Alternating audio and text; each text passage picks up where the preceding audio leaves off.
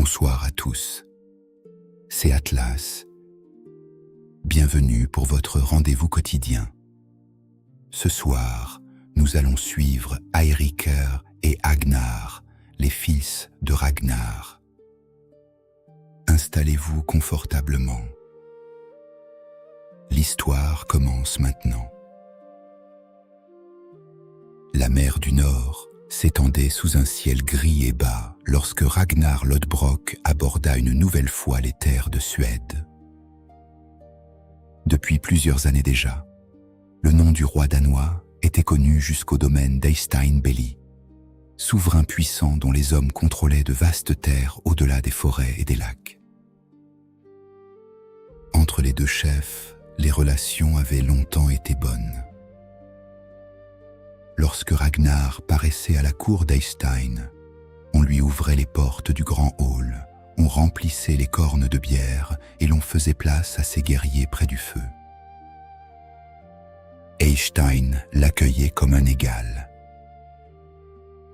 Un soir, tandis que les flammes éclairaient les poutres noircies du palais, le roi de Suède leva sa coupe vers son invité. Peu d'hommes traversent autant de royaumes que toi, Ragnar, et moins encore reviennent avec davantage de renommée qu'au départ. Ragnar esquissa un sourire. La renommée ne vaut que si elle survit à celui qui la porte. À quelques pas de là se trouvait Ingibjörg, la fille d'Eystein. Elle était jeune, issue d'une grande lignée et promise à un mariage capable de renforcer le pouvoir de son père. Peu à peu, au fil des jours, une idée commença à circuler parmi les hommes d'Eystein. Une union entre Ragnar et Ingibjörg pourrait rapprocher durablement leurs deux maisons. Ragnar écouta cette proposition avec attention. Il était pourtant déjà marié à Aslo, mais dans les demeures royales, les alliances pesaient souvent davantage que les sentiments, et certains de ses compagnons l'encouragèrent à considérer cette possibilité. Une fille de roi lui souffla un homme de son entourage, et derrière elle, toute la puissance d'Eystein. Peu de chefs refuseraient pareil avantage. Ragnar resta silencieux. Il savait qu'une telle décision ne serait pas sans conséquence. Pourtant, durant quelque temps, il envisagea réellement cette union. Eystein, de son côté, considéra bientôt l'accord comme suffisamment sérieux pour engager son honneur. Puis, Ragnar quitta la Suède. Lorsqu'il retrouva Aslo, la certitude qu'il croyait avoir emportée avec lui commença à vaciller. Les jours passèrent, et finalement Ragnar renonça au mariage avec Ingibjörg. La décision traversa bientôt la mer et atteignit la cour d'Eystein. Le roi reçut la nouvelle sans éclat. Il ne renversa aucune table. Il ne cria pas devant ses hommes. Mais ceux qui le connaissaient virent son visage se fermer. « Il m'avait donné sa parole, dit-il enfin. » Un vieux conseiller baissa les yeux. Ragnar est un homme qui suit sa propre route. Eystein fixa les flammes du foyer. Alors, nos routes ne seront plus les mêmes. À partir de ce jour, l'amitié entre les deux souverains commença à se dissoudre. Les messagers devinrent plus rares. Les paroles autrefois chaleureuses se firent prudentes. Et bientôt, chacun comprit qu'un affront avait été commis et qu'il ne serait pas facilement oublié. La nouvelle finit par parvenir jusqu'à Eiríkr et Agnar. Les deux jeunes hommes étaient fils de Ragnar et de Thora, et ils avaient grandi sous l'ombre immense du nom de leur père. Partout où ils allaient, on les observait avant même qu'ils aient parlé. On cherchait dans leurs gestes ceux de Ragnar. On comparait leur courage au sien. On attendait d'eux qu'ils accomplissent des exploits simplement parce qu'ils portaient son sang. Un soir, Agnar posa brutalement sa coupe sur la table. Combien de temps encore parlera-t-on de nous comme des fils de Ragnar avant de parler de nous par nos propres noms? Eiríkr leva les yeux vers lui. Jusqu'au jour où nous leur donnerons une raison de le faire. Agnar se pencha légèrement.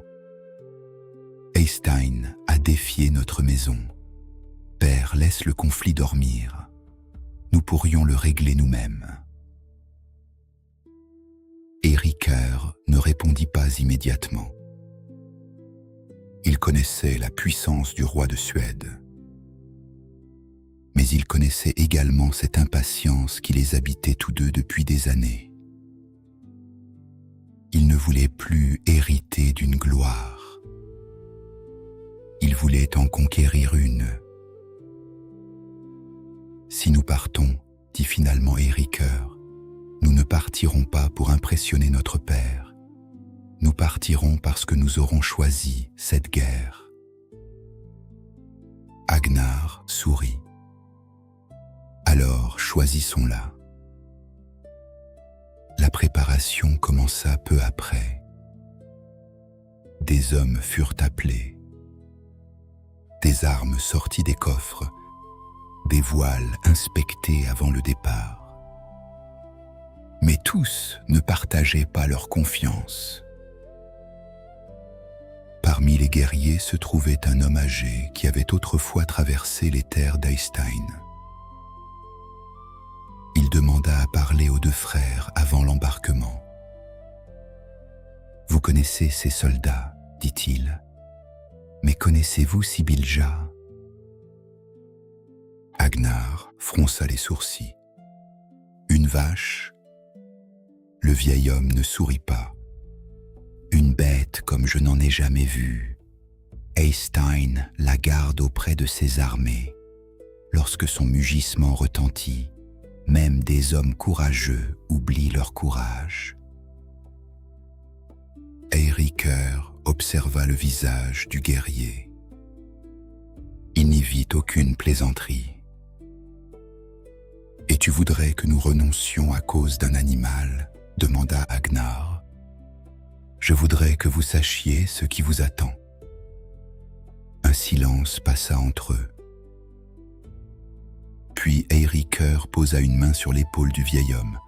« Maintenant, nous le savons. » Et rien ne changea dans leurs préparatifs. Quelques jours plus tard, les navires quittèrent le rivage. Les voiles se gonflèrent sous un vent froid et les coques glissèrent vers l'est à travers une mer d'acier. Au fil des heures, les terres disparurent derrière eux. Eiríkr resta longtemps à la proue, observant l'horizon. Agnar vint le rejoindre. « Tu penses à lui ?» Eiríkr savait qu'il parlait de Ragnar. Un peu. Il sera fier lorsque nous reviendrons. Eiríkr tourna légèrement la tête. Je préférerais qu'il soit surpris. Agnar rit doucement. Puis, les deux frères regardèrent ensemble la mer devant eux. Ils parlaient déjà du retour, des récits que leurs hommes feraient dans les halls et de la manière dont leur victoire voyagerait bien au-delà de la Suède. Aucun des deux n'imaginait sérieusement la défaite. Au matin du dernier jour de traversée, une ligne sombre apparut enfin au loin. Des forêts, des falaises basses, puis les côtes du royaume d'Eystein. Les hommes saisirent leurs armes tandis que les navires approchaient du rivage. Eiríkr descendit le premier dans l'eau peu profonde. Agnar le suivit. Sous leurs pieds, la terre de Suède était froide et sombre. Devant eux s'étendait un royaume qu'ils étaient venus défier.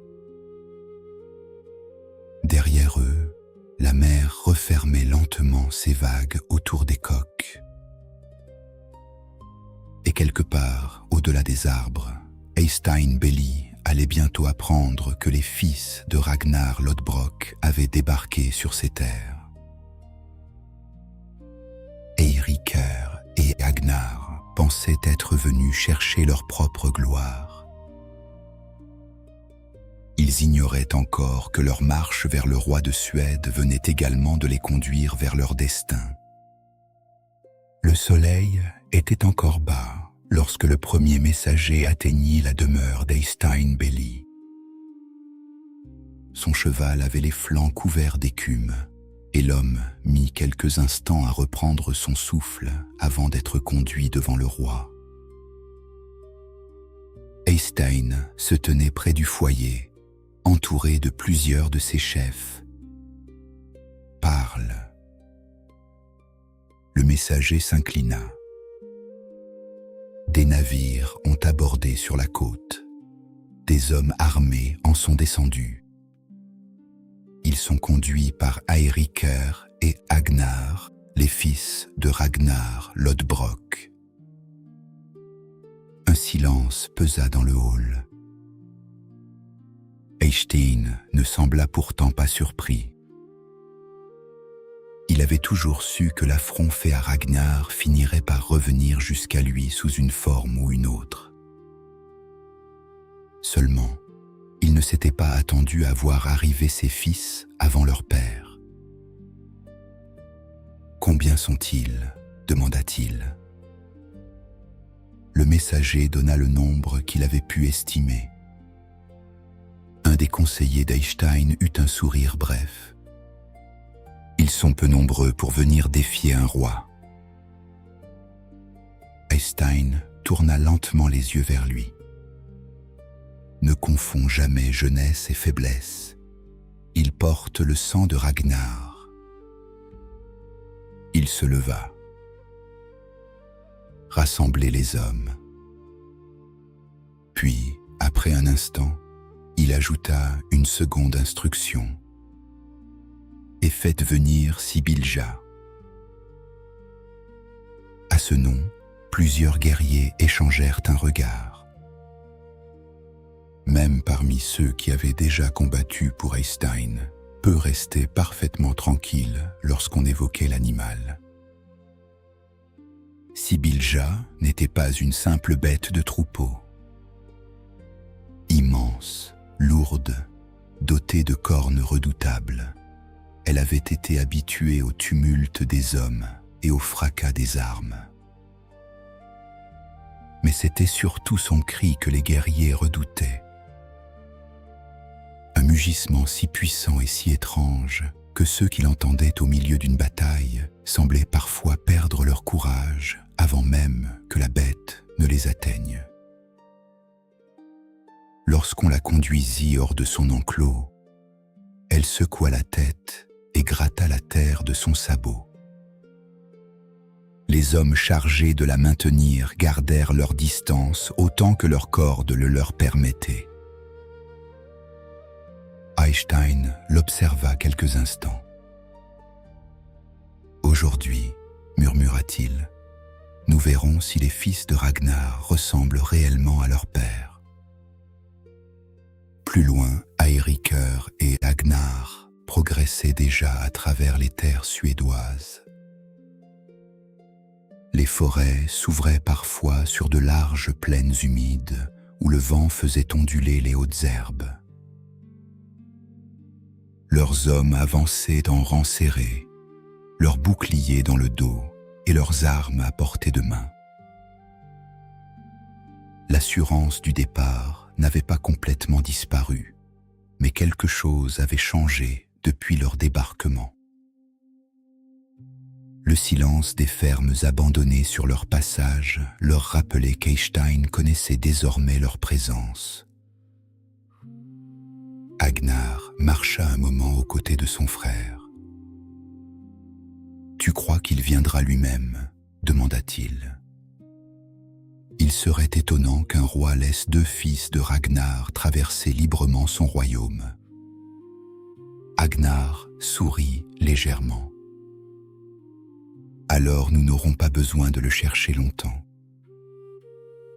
Eiríkr lui rendit son sourire, mais son regard demeura fixé devant lui. Il se souvenait de l'avertissement du vieux guerrier avant leur départ. Sibyllja, une vache capable de faire trembler des hommes entraînés. L'idée lui avait semblé presque absurde sur le rivage. Elle lui paraissait moins légère maintenant qu'il marchait en territoire ennemi. Peu avant midi, un éclaireur revint au pas de course. « Une armée devant nous !» Eiríkr leva la main et la colonne s'arrêta. « Combien ?» L'homme hésita. « Plus que nous. » Agnar tourna la tête vers son frère. Nous savions qu'il ne nous accueillerait pas avec une corne de bière. Eiríkr observa les hommes autour d'eux. Tous attendaient sa décision. Reculer restait encore possible. Mais revenir au navire sans avoir affronté Eystein aurait donné à leur expédition une fin qu'aucun des 2 frères n'était prêt à accepter. « Nous avançons » dit Eiríkr. Quelques instants plus tard, ils aperçurent l'armée suédoise. Elle barrait la plaine comme une longue muraille de bois, de fer et de boucliers. Au centre se trouvait Eystein. À plusieurs dizaines de pas derrière ses premières lignes, une masse sombre remuait entre des hommes tenant de longues cordes. Agnar plissa les yeux. « Je suppose que voici notre fameuse vache. » Eiríkr ne répondit pas. Sibyllja était plus grande qu'il ne l'avait imaginé. Les 2 armées ralentirent jusqu'à s'immobiliser. Les boucliers furent ramenés devant les corps. Les lances se dressèrent. Pendant quelques instants, on n'entendit plus que le vent et le frottement des armes contre le bois. Agnar se rapprocha de son frère. « Quoi qu'il arrive, nous restons ensemble. » Eiríkr hocha la tête. « Ensemble. » Puis les premiers cris retentirent. Les lignes se mirent en mouvement.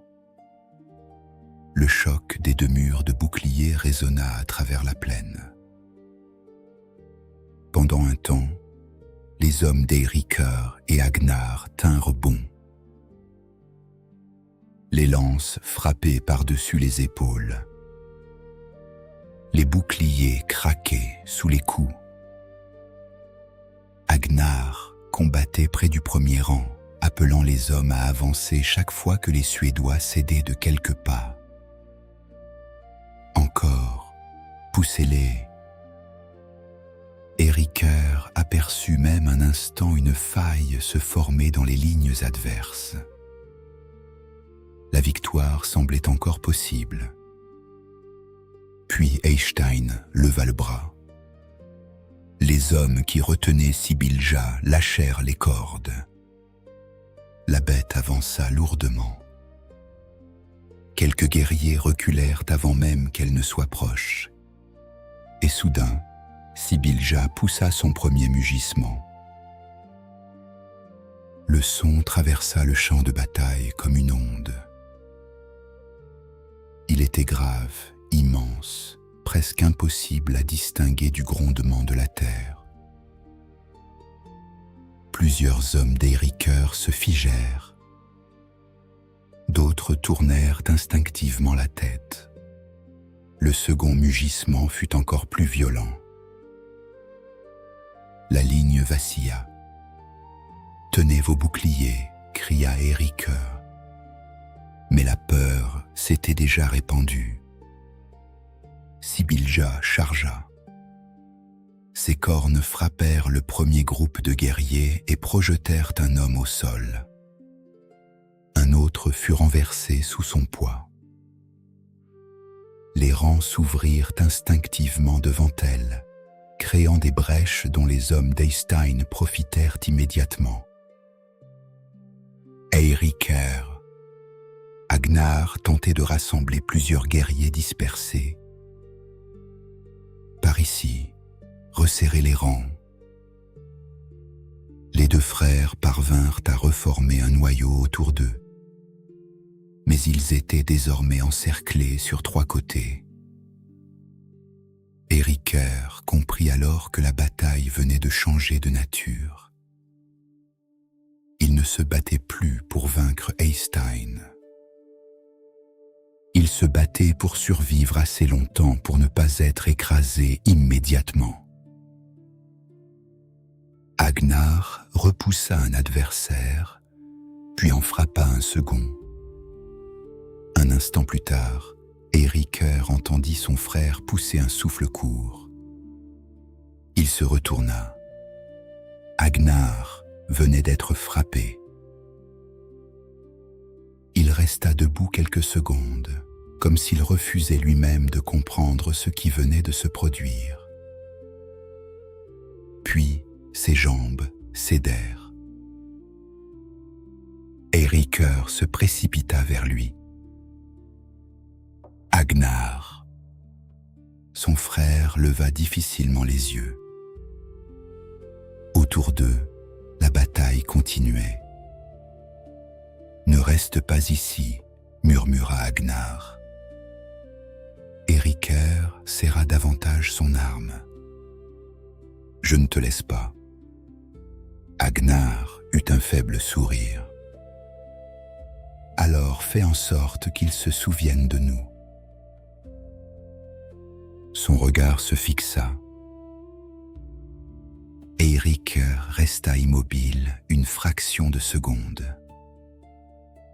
Puis il se releva. Quelque chose avait disparu de son visage. Il n'y avait plus l'impatience du jeune homme venu chercher sa renommée. Il n'y avait plus même l'espoir d'un retour glorieux. Il ne restait qu'une volonté froide. Ne pas fuir. Ériqueur se jeta de nouveau dans le combat. Autour de lui, ses hommes tombèrent les uns après les autres. Il continua pourtant de frapper jusqu'à ce que son bras devienne lourd et que son bouclier ne soit plus qu'un assemblage fendu. Finalement, plusieurs guerriers d'Eystein l'encerclèrent. Une lance lui arracha son arme. Une autre se posa contre sa poitrine. « Assez !» ordonna une voix. Eystein venait de s'approcher. Ériqueur fut désarmé et conduit devant lui. Le roi observa longuement le jeune homme couvert de poussière et de sang. « Ton frère est mort, ton armée est détruite. Pourtant, tu es encore vivant. » Ériqueur ne répondit pas. Eystein reprit. « Je pourrais te faire tuer ici, mais cela ne ferait qu'ajouter un autre mort entre Ragnar et moi. » Il marqua une pause. je t'offre la paix. Plus encore, je t'offre Ingibjörg. Épouse ma fille, et ce qui s'est passé aujourd'hui pourra prendre fin ici. Eiríkur regarda au loin. Il apercevait encore le lieu où Agnar était tombé. Puis il tourna les yeux vers Eystein. « Tu me demandes de vivre dans ta maison après avoir vu mon frère mourir devant tes hommes. Je t'offre de vivre. » Eiríkur secoua lentement la tête. « Alors ton offre ne vaut rien pour moi. » Quelques guerriers murmurèrent autour d'eux. Eystein fronça les sourcils. Réfléchis avant de parler. Il n'y aura pas de seconde offre. Je n'en demande pas. Eiríkur inspira profondément. Je demande seulement de choisir ma mort. Eystein l'observa avec attention. Comment veux-tu mourir ? Eiríkur répondit sans détour. Faites planter des lances dans le sol, pointe vers le ciel. Élevez-moi au-dessus d'elles, puis laissez-moi tomber. Même certains guerriers d'Eystein détournèrent les yeux. Le roi resta silencieux. Puis il acquiesça. Les lances furent préparées. Eiríkur fut conduit jusqu'à elle. Il ne demanda pas grâce. Il ne chercha pas davantage le regard d'Eystein. Au dernier instant, il leva simplement les yeux vers le ciel gris de Suède. Puis, les hommes le soulevèrent. Et lorsqu'ils le laissèrent tomber, Eiríkur rejoignit son frère. Le soir descendit lentement sur le champ de bataille. 2 fils de Ragnar Lodbrok étaient morts sur les terres d'Eystein-Belli. Pourtant, tous les hommes d'Eiríkur et Agnar n'avaient pas péri. Quelques survivants avaient réussi à fuir dans la confusion. Ils gagnèrent la côte, trouvèrent un navire et quittèrent la Suède avant que les hommes d'Eystein ne puissent les rattraper. À mesure que la côte disparaissait derrière eux, personne ne parlait de victoire ou de renommée. Ils emportaient seulement avec eux les noms des morts. Eiríkur, Agnar, et une nouvelle qui, lorsqu'elle atteindrait la famille de Ragnar, ne mettrait pas fin à cette histoire. Elle ferait naître une nouvelle guerre. Le navire des survivants reparut plusieurs jours plus tard, avançant lentement sur une mer calme et grise. Ceux qui attendaient sur le rivage comprirent avant même son arrivée que l'expédition d'Eiríkur et Agnar avait connu un terrible destin. Trop peu d'hommes se tenaient encore à bord. Lorsque la coque toucha la rive, les survivants descendirent sans un cri de victoire, les visages creusés par la fatigue et le souvenir de la bataille. La nouvelle fut bientôt portée jusqu'à la famille de Ragnar. Aslo était présente lorsque les hommes entrèrent dans le hall. Elle savait qu'Eiríkur et Agnar étaient les fils que Ragnar avait eus avec Thora bien avant leur propre union, mais ils appartenaient à cette même famille dont elle partageait désormais le destin. Elle regarda les survivants. « Où sont les 2 frères ?» demanda-t-elle. Un guerrier s'avança. « Ils ne reviendront pas. » Personne ne parla. Aslo resta droite. raconte tout. L'homme décrivit l'armée d'Eystein, plus nombreuse qu'il ne l'avait imaginé. Il raconta le premier choc des boucliers, puis l'apparition de Sibylla.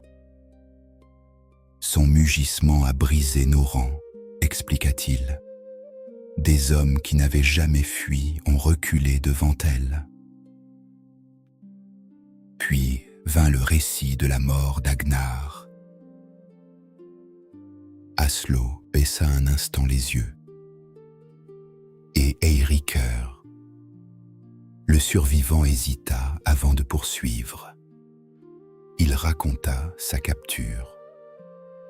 L'offre d'Eystein, Ingibjörg en mariage et la possibilité de vivre. Puis le refus d'Eirikr. Enfin, il raconta les lances dressées vers le ciel et la mort que le fils de Ragnar avait lui-même choisie. Lorsque le récit s'acheva, le feu crépita seul dans le hall. Aslo demeura silencieuse longtemps. Puis elle releva la tête. Eystein pensait-il que cela finirait ainsi? Personne ne répondit. Elle regarda alors ses propres fils. Eirikr et Agnar n'étaient pas nés d'elle, mais leur sang était celui de Ragnar, et leurs frères partageaient ce même sang.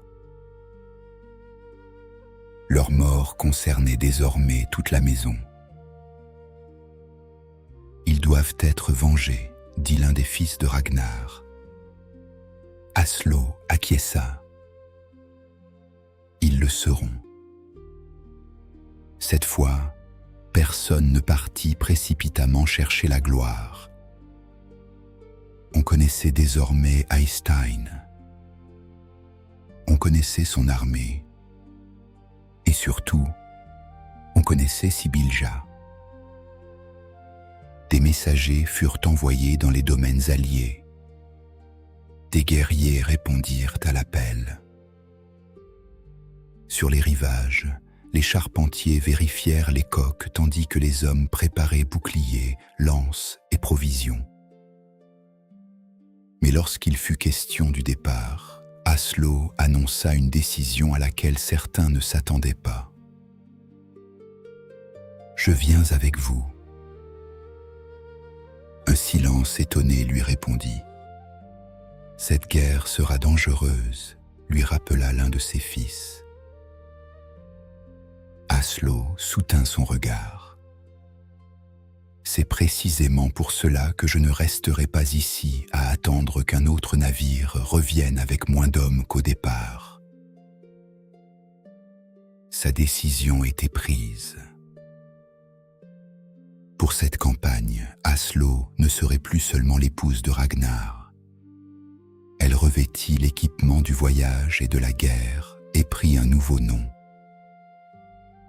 Randaline.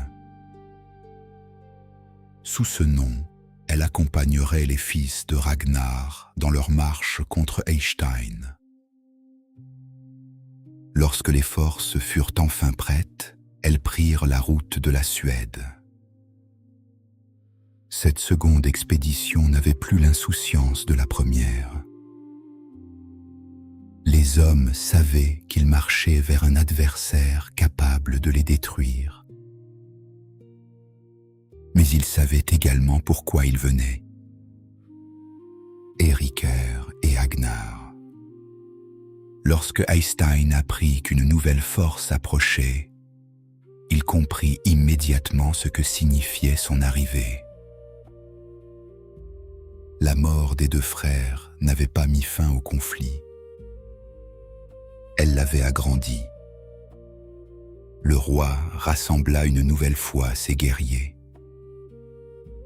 Et comme lors de la première bataille, il ordonna que l'on fasse venir Sibylla. Les deux armées finirent par se retrouver face à face. Cette fois pourtant, les fils de Ragnar n'étaient pas surpris par ce qu'ils voyaient. Randaline parcourut leur rang du regard. « Souvenez-vous de ce que les survivants nous ont raconté, dit-elle. La peur de cette créature a vaincu des hommes avant même que ses cornes ne les atteignent. Aujourd'hui, vous savez qu'elle viendra. » Les boucliers se rapprochèrent.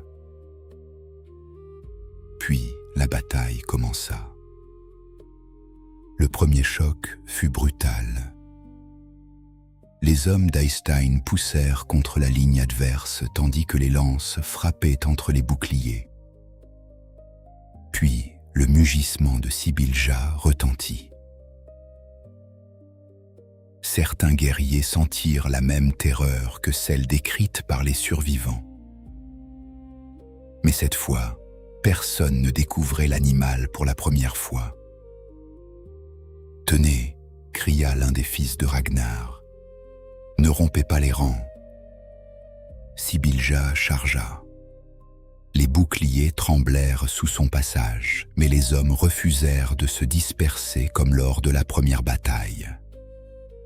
La créature ne suffisait plus à briser leur volonté.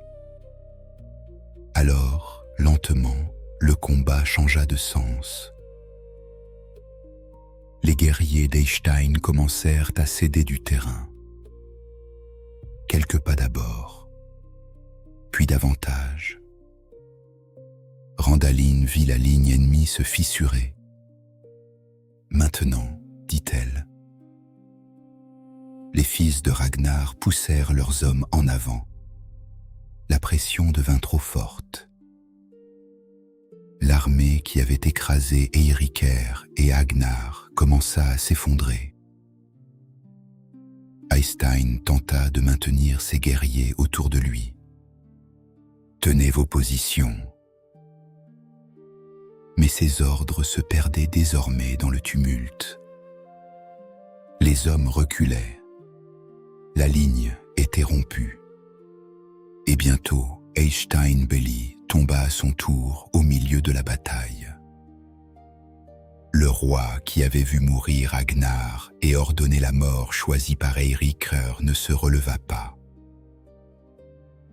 Lorsque le combat prit fin, aucun grand cri de joie ne parcourut immédiatement le champ. Randaline resta parmi les survivants tandis que le vent passait sur les boucliers abandonnés. Eystein était mort. La vengeance était accomplie. Mais Eirikr et Agnar ne franchiraient jamais de nouveau le seuil du hall familial. Aucune victoire ne pouvait changer cela. Après quelque temps, les survivants reprirent le chemin de leur terre. Ils rapportaient avec eux une victoire, mais aussi le souvenir des deux frères dont la première expédition avait déclenché cette guerre. Eirikr et Agnar étaient partis pour que leur nom ne reste pas éternellement caché derrière celui de Ragnar Lodbrok. Ils n'étaient jamais revenus. Pourtant, leur souhait s'était accompli d'une manière qu'ils n'auraient jamais imaginée. Leur nom serait désormais raconté avec celui de leur père, et leur destin laisserait derrière lui un avertissement que les ennemis de cette famille n'oublieraient pas. Tuer un fils de Ragnar Lodbrok ne mettait pas nécessairement fin à une guerre. Parfois, cela ne faisait que la commencer. Et c'est ainsi que s'achève l'histoire d'Eirikr et Agnar, dont la mort fut vengée par leur famille et provoqua la chute du roi Eystein. Si vous avez aimé cette histoire, n'hésitez pas à la commenter, à la liker, à la partager et à la faire découvrir autour de vous afin de m'aider à faire vivre cette chaîne. Et abonnez-vous, rejoignez-nous pour découvrir d'autres légendes venues des 4 coins du monde. Le conteur vous remercie de votre écoute et vous souhaite une douce et agréable nuit.